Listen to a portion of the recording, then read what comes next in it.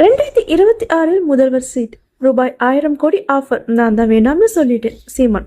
வாங்க என்னன்னு சொல்லி பார்க்கலாம். அதுக்கு முன்னாடி நம்ம சேனலை சப்ஸ்கிரைப் பண்ணலாம், சப்ஸ்கிரைப் பண்ணிக்கோங்க. இப்போ தகவலுக்குள்ள போகலாம்.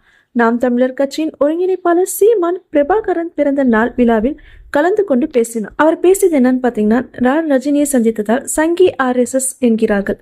நான் சங்கி என்றால் நீங்க என்ன சொங்கியா என்று கேள்வி எழுப்பினார். அதன் பிறகு பல்வேறு அரசியல் கட்சியிலிருந்து எனக்கு ஆஃபர் வந்தது. எனக்கு பல்வேறு அரசியல் கட்சிகள் ஆஃபர் கொடுப்பதோடு 1000 கோடி ரூபாய் பணம் மற்றும் குடும்பத்துக்கு தனி செட்டில்மெண்ட் செய்வதாக கூறுகிறார்கள்.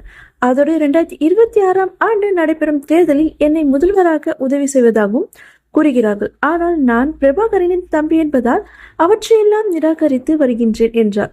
மேலும் தனக்கு 1000 கோடி ரூபாய் பணம் கொடுத்து அரசியல் கட்சிகள் அழைப்பதற்காக சீமான் கூறியுள்ளது அரசியல் வட்டாரத்தில் பரபரப்பை ஏற்படுத்தி உள்ளது.